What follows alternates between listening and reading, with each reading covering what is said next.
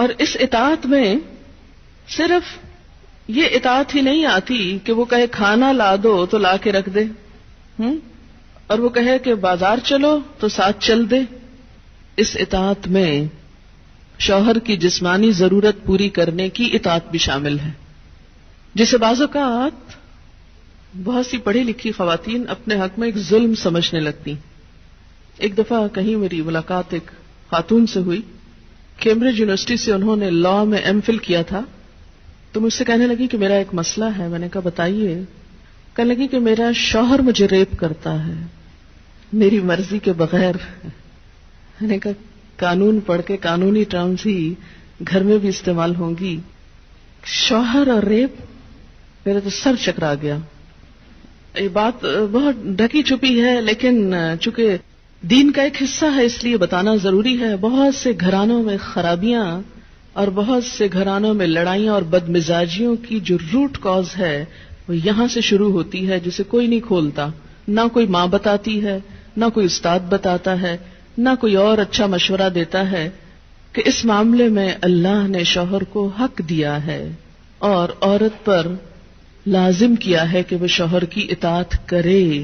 لیکن جب عورت کا ایک موڈ ہی صرف ریزسٹ کرنے کا بن جائے اور شوہر کو صرف یہ انڈرسٹینڈنگ ہو کہ اس نے تو میری بات ماننی ہی نہیں، تو یہ چیز بہت سی تلخیوں کو جنم دیتی ہے.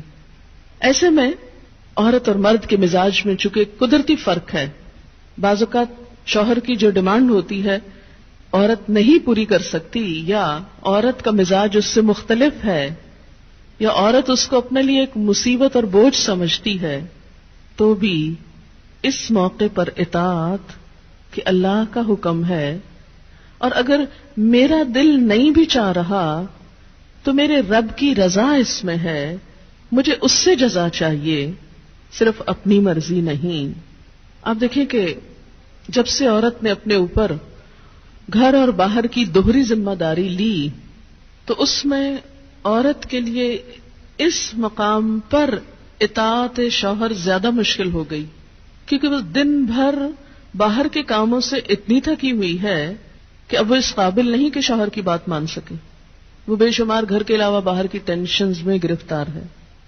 لہذا ایک طرف اپنا گھر خراب کر رہی ہے، ظاہر ایک شوہر کو اگر روز نہ ہی سننی پڑے تو اس کی توجہ لازماً باہر جائے گی، وہ کہیں اور دیکھے گا، ذمہ دار کون ہوگا. اور دوسری طرف اللہ تعالیٰ کی ناراضگی بھی. اللہ کی رضا شوہر کی رضا میں ہے اور اللہ کی ناراضگی شوہر کی ناراضگی میں ہے.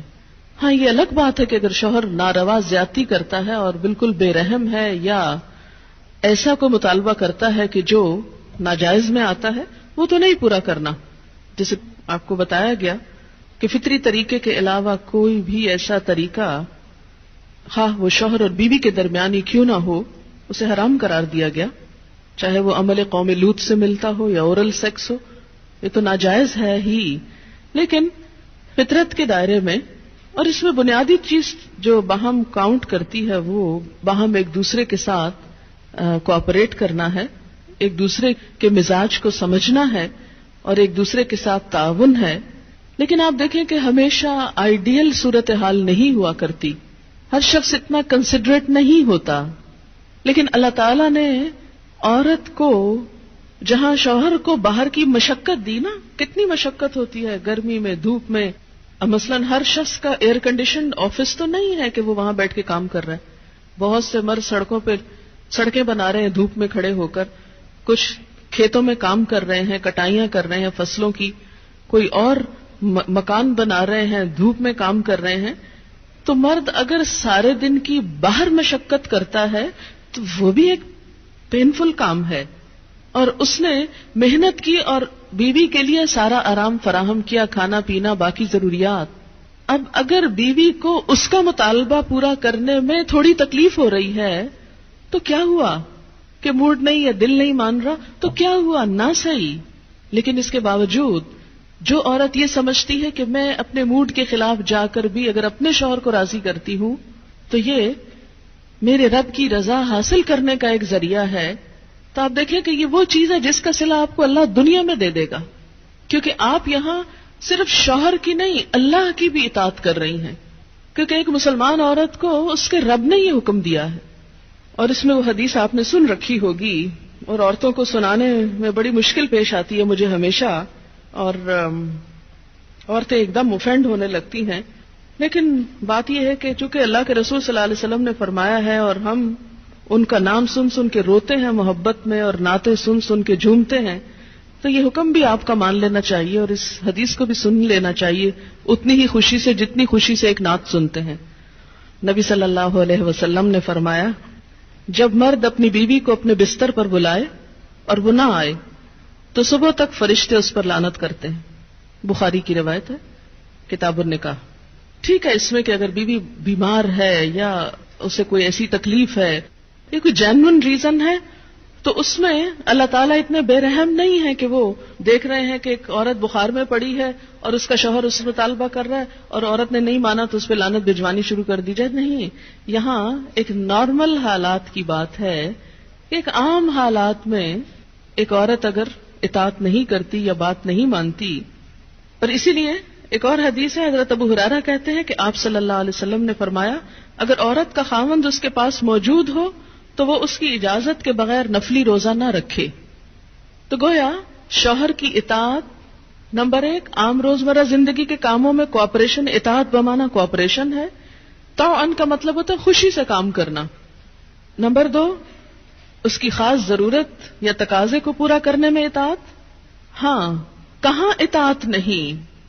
جب وہ کوئی حرام کام کرنے کو کہے، جب وہ کوئی ناجائز کام کرنے کو کہے، جب وہ اللہ اور اس کے رسول صلی اللہ علیہ وسلم کی مرضی کے خلاف کام کرنے کو کہے.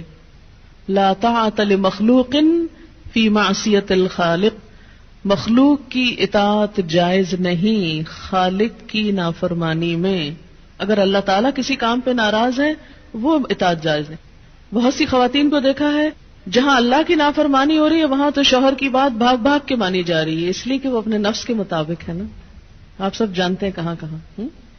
لیکن جہاں شوہر کی اطاعت اللہ کی رضا کے مطابق ہے لیکن ہماری رضا کے خلاف ہے تو پھر ہم وہاں نہیں بات مانتے. تو بسا اوقات ہم بظاہر اللہ کی رضا کا لیبل تو لگاتے ہیں، ہوتی اندر سے اپنے نفس کی اطاعت ہے. اور بعض اوقات شوہر کی اطاعت کا لیبل لگاتے ہیں لیکن وہاں بھی اصل میں نفس کی اطاعت ہوتی ہے کہ ہمارا اپنا دل وہی چاہ رہا ہوتا ہے جو شوہر چاہتا ہے اس وقت. بعض اوقات کئی غلط کام شوہر چاہتے ہیں نا کہ بیوی کرے، ہم خود بھی وہ چاہ رہے ہوتے ہیں ساتھ، اس لیے آڑ لے لیتے ہیں جی شوہر نہیں مانتے. مثلا سر ڈھکنا شوہر کو پسند نہیں، کیا کریں، اب شوہر کی اطاعت بھی تو اللہ ہی نے کہا. یہاں شوہر کی ہم 100% اطاعت کو تیار ہو جاتے ہیں کیونکہ اندر سے اپنا دل جو ساتھ ہے. لیکن جب رات کو شوہر بلائے تو وہاں اپنا دل نہیں، لہذا چاہے اللہ تعالیٰ کتنا ہی فرمائے سب اطاعت بھول جاتے ہیں.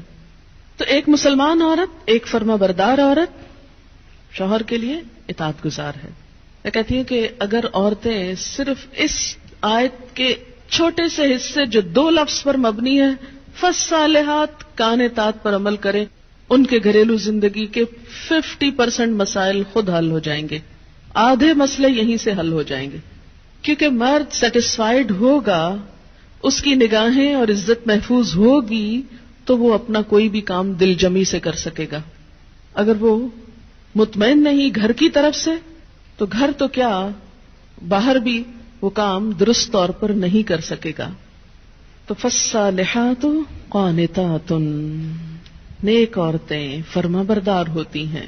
نبی صلی اللہ علیہ وسلم نے فرمایا بہترین بیوی وہ ہے جس کی طرف تم دیکھو تو وہ تمہیں خوش کر دے، جب تم اسے کسی بات کا حکم دو تو بجا لائے، اور تمہاری عدم موجودگی میں تمہارے مال اور اپنی ذات کی حفاظت کرے.